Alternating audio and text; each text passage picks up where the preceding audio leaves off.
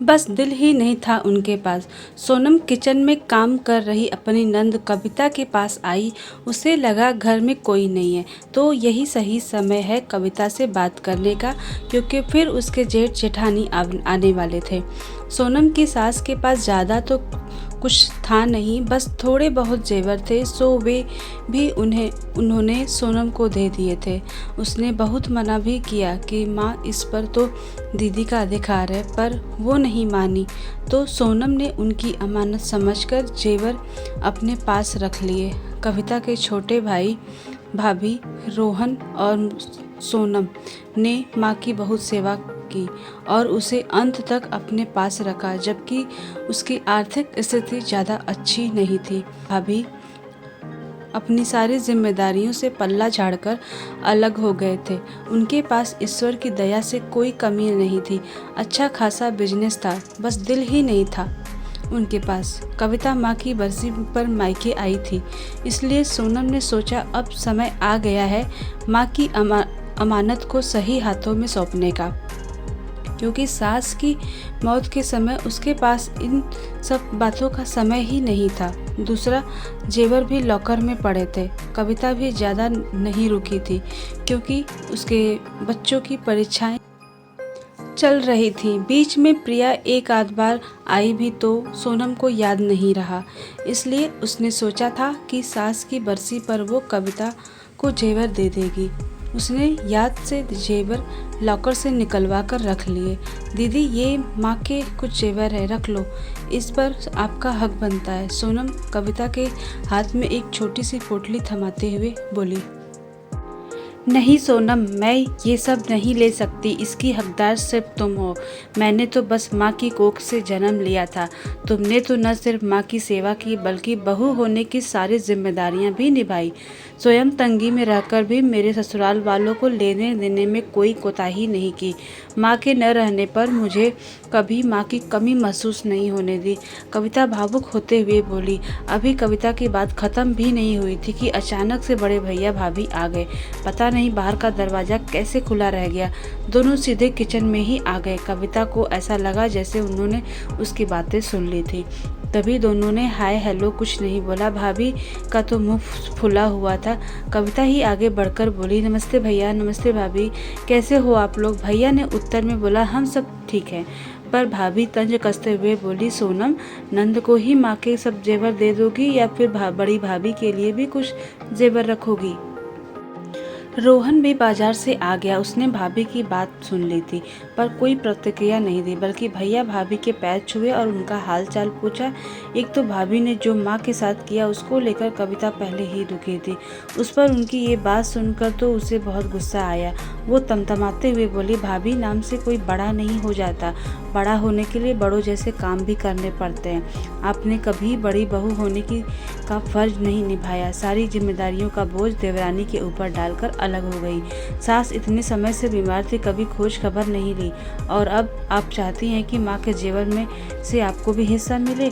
और भैया, आपने भी हमेशा भाभी का ही साथ दिया, कभी माँ के बारे में नहीं सोचा।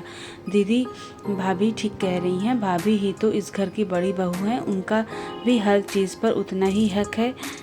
सोनम बात को संभालते हुए बोले, देखो भाभी, इसे कहते हैं बड़प्पन। सोनम, आपके होते हुए भी ससुराल की सारी जिम्मेदारियां स्वयं बिना किसी चाहत के खुशी खुशी निभाती रही, और आज अपना हिस्सा भी आपको देने के लिए राजी है। तुम भी अभी ये बेकार की बातें छोड़ो, बाद में सोचेंगे क्या करना है। पहले कल का कार्यक्रम ठीक ठाक हो जाए, ये ज़्यादा ज़रूरी है। कविता के बड़े भैया बोले।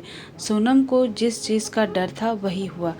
उसकी जेठानी अपने पति की बाह पकड़कर बोली, चलो जी, जहाँ बड़ों की इज्जत ना हो वहाँ रुककर क्या करना है। रख लेने दो इन लालचियों को सारे जेवर, मुझे नहीं चाहिए। बात बिगड़ने लगी तो रोहन भाभी के पैर पकड़ते हुए बोला, भाभी, दीदी की तरफ से मैं आपसे माफ़ी मांगता हूँ। आप जैसा कहेंगी वैसा होगा, बस आप नाराज मत हो, और जैसे तैसे कल का दिन शांतिपूर्वक निकलवा दो। कविता की भाभी ने किसी की एक ना सुनी और पैर पटकती हुई अपने घर चली गई। बड़े भैया बेबस लाचार से खड़े थे और छोटे भाई की आंखों में आंसू थे। ये सब देखकर कविता भी रोने लगी और रोते बोली, भैया काश आप मुझे समझ पाते तो आज ये स्थिति उत्पन्न ही नहीं होती। मैंने कितनी बार आपको फ़ोन पर समझाया था कि कभी कभी माँ को अपने पास रहने के लिए बुला लिया करो। आखिर आप भी उनके बेटे हो, आपका भी फर्ज बनता है। पर आपने मेरी बात को कभी गंभीरता से लिया नहीं और बस अपने परिवार में व्यस्त रहे। यह सब देखकर भाभी के हौसले बढ़ते गए, इसलिए उन्होंने कभी माँ को अपने साथ नहीं रखा। अब आप ही बताओ तो, जो बेचारी दिन रात बिना किसी लालच के सास की सेवा करती रही, उसे माँ के जेवर मिलने चाहिए या फिर उसे जिसने कभी सास की परवाह नहीं की। भैया सोनम तो बल्कि जो जेवर मुझे दे रही थी, उस बेचारी ने तो कभी अपना हक नहीं माना। तुम सच कह रही हो मेरी बहना, मेरी ही गलती थी। मैंने ही तेरी भाभी की बातों में आकर अपनी जिम्मेदारियों से मुंह मोड़ लिया। सब कुछ होते हुए भी मैं माँ के लिए कुछ नहीं कर पाया और सारा बोझ अपने छोटे भाई पर डाल दिया।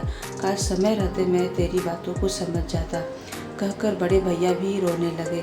कविता और रोहन ने बड़े भैया को गले से लगा लिया। सोनम बोली, चलो सब मिलकर भाभी को मनाकर घर लेकर आते हैं। कल सब रिश्तेदार आएंगे और भाभी नहीं होंगी, वे सब पूछेंगे, फिर बेकार की बातें करेंगे। तुम लोगों को जाना है तो जाओ, पर मैं नहीं जाऊंगा। जिंदगी भर उसकी मनमानी झेलता रहा, बस अब नहीं सहूँगा। लोगों को जो कहना है कहे। बड़े भैया गुस्से से बोले। कविता रोहन और सोनम संग जाकर भाभी को मना लाई। दूसरे दिन बरसी का कार्यक्रम विधि विधान से संपन्न हो गया।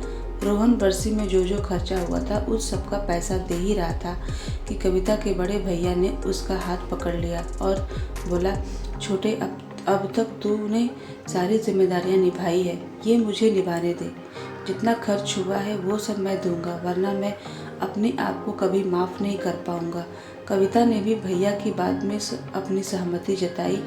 भैया ने बरसी का सारा खर्चा चुकाया और कविता सोनम और रोहन को गले लगाते हुए बोले, अब से तुम सब मेरी जिम्मेदारी हो। इधर कविता की बड़ी भाभी ने भी अपने किए की देवर और देवरानी से माफ़ी मांगी। फिर से अपने परिवार को एक साथ देख कविता की आंखों में खुशी के आंसू आ गए। वो मन ही मन बोली, काश भैया माँ के रहते अपनी जिम्मेदारियाँ समझ पाते तो वो दुखी होकर इस संसार से नहीं जाती।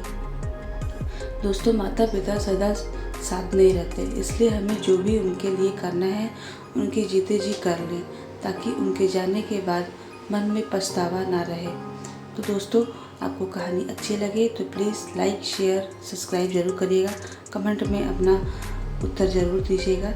हम मिलते हैं अपनी नेक्स्ट कहानी में, तब तक के लिए बाय बाय।